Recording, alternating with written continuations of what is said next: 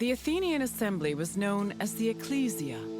It met at the Pnyx 40 times a year to discuss various civic matters, and each session usually lasted a few hours.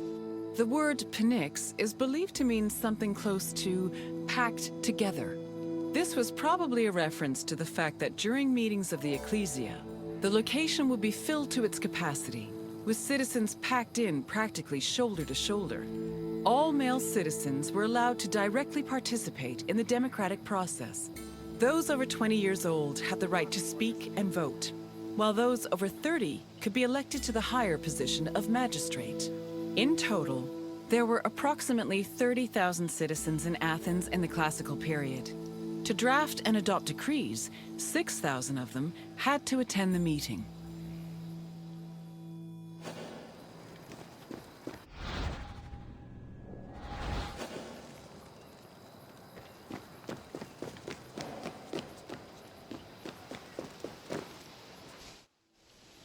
Citizens came from all over Attica's 10 districts to attend the meetings of the Ecclesia.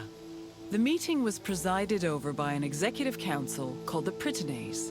Every session began with a sacrifice to Zeus Agoreos, the patron of the assembly. During the meeting, citizens delivered speeches from the Pnyx's platform on whatever issues the city faced.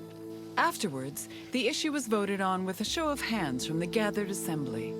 The Ecclesia made important decisions about subjects like grain importation, expenses, and declarations of war.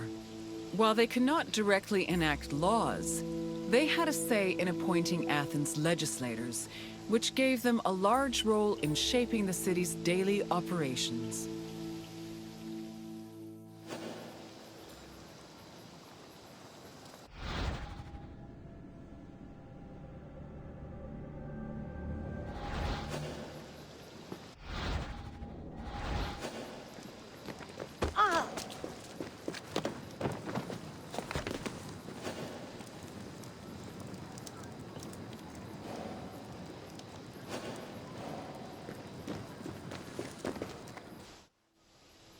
While some citizens only participated in the sessions of the Ecclesia, others could become more involved in democracy as magistrates.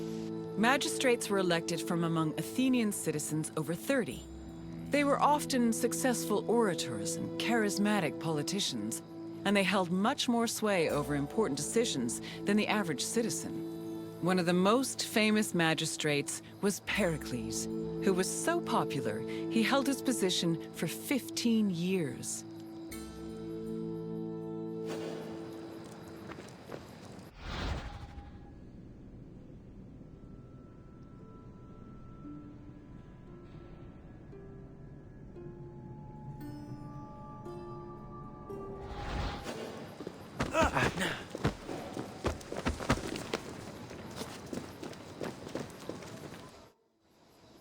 In theory, every Athenian citizen over the age of 20 had the right to participate in the assembly. However, some of them lived far from the city, and others could not financially afford to miss a day of work to attend meetings. For these reasons, the city introduced a special allowance called a misthos ecclesiastikos in the 4th century BCE, meant to encourage participation.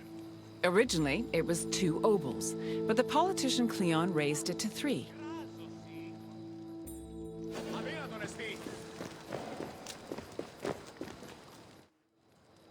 Athens introduced several innovations that heavily influenced modern society, including theater, architecture, and philosophy. However, their greatest contribution was their democratic government, which introduced the concept of a city ruled by its citizens. The decision to adopt democracy as a government, a choice made in 508 BCE, shaped civilization as we know it and continues to affect us today.